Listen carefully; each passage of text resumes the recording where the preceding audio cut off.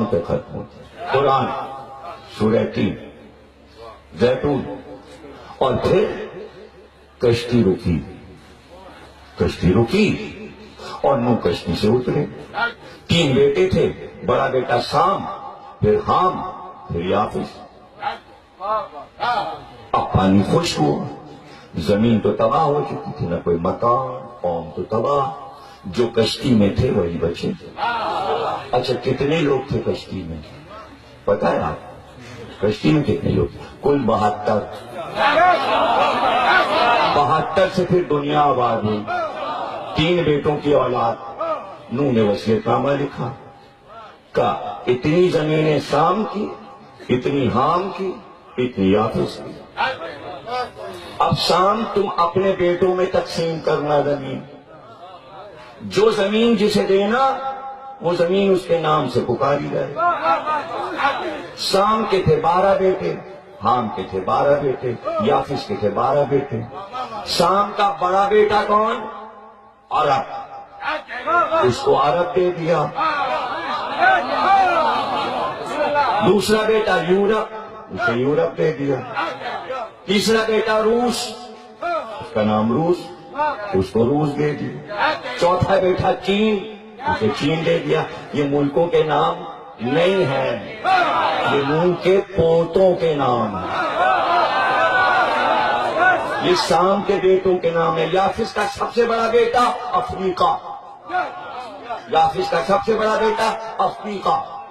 حام کا سب سے بڑا بیٹا ترک، اس کے نام پہ ترکی۔ دوسرا بیٹا یونان، اس کے نام پہ یونان۔ تقسیم ہو رہی، زمین تقسیم ہو رہی، نام پڑھ رہے ہیں۔ اور آدم کی ایک بیٹی تھی، شیش کی بہن، اس کا نام تھا ایشیا۔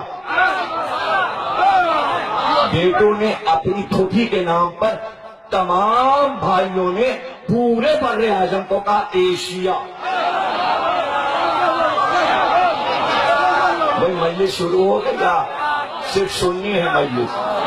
مجھے بتاؤ، سمجھاؤ موضوع کیسا ہے؟ یہ جنگ خندق پڑھ دوں جو رہ گئی تھی، یا خیبر پڑھ دوں؟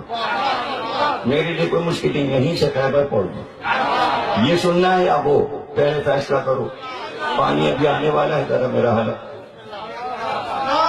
کوئی نہیں لا رہا۔ ہمیں نے منع کر دیا تھا پانی، میں نے کہا سردی ہے، پیاس لگے گی نہیں، لیکن اس مائک نے اور تم لوگوں نے حلق شروع ہی میں سکھوا دیا۔ سردی میں حلق سوکھ، اس کو کیا کہتے ہیں؟ کیا چمتکار ہے! یہ آواز کھا رہا ہے، حلق لے رہا ہے، اور آپ کہنا اور چلاؤ، اور ہم چلا جائیں، اور آپ سن رہے ہیں، ہم کو چلانا نہ پڑے۔ پتہ نہیں اپنی آواز کیوں بچا رہی، شاید ماتم کے لیے جو آپ یا حسین کر۔ چلیے معاف کر دیا اس بات، کہ ماتم کرنا ہے، چپ کے بیٹھے رہیے، میں وہ سناؤں گا جو آپ نے نہیں سنا۔ اب نوح کے بیٹوں کے تو یہ نام ہے، اب پوتوں کے نام آئے، زمین حصے میں بٹی۔ اب شام کے بڑے بیٹے کے 2 بڑے بیٹے، ایک کا نام ہند، ایک کا نام سندھ۔ سندھ گورا تھا، ہند سولا تھا۔ ہند عبرانی میں کہتے ہیں سولے کو، اس لیے اس کو کہتے ہیں ہندی، یعنی سولے لوگ۔ سندھی یعنی گورا۔ اب بھی گورے لوگ نہیں بول رہے، اپنے کو کالا سمجھ رہے ہیں۔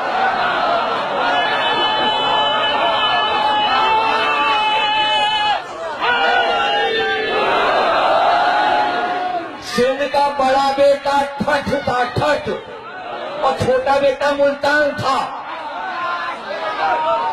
اب جگہوں کے نام ہوتے جا رہے ہیں، جہاں جہاں بیٹے آباد ہو رہے ہیں، آبادی بڑھ رہی ہے، اور جس جگہ وہ جا رہے ہیں ان کے نام پہ زمین ہوتی جا رہی ہے، ہوتی جا رہی ہے۔ عرب کے بہت سے بیٹے، ایک حجاز، لیکن ایک بیٹے کا نام تھا فدق۔ اس نے اپنے علاقے کا نام اپنے نام پہ رکھا فدق۔ لیکن وصیت لکھی اولاد نبی کے علاوہ اگر کسی نے یہ زمین لی تو اس پہ حرام.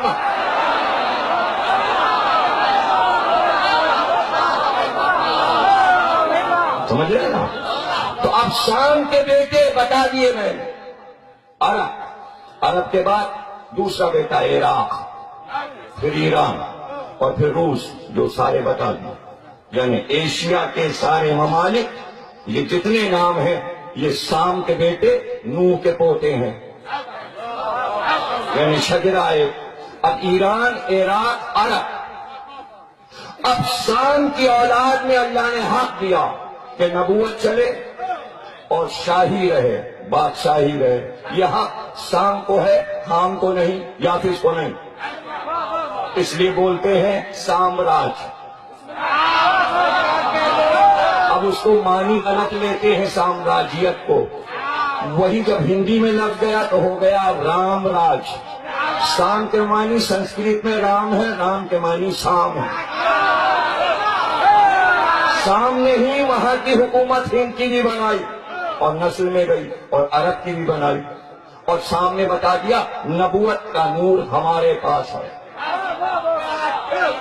اور یہ نمک ہیں جو نائب ہیں، انہوں نے اپنا نائب نوح کو بنایا. نوح نے اپنا نائب ارفشد کو بنایا. انہوں نے اپنا نائب طارق کو بنایا.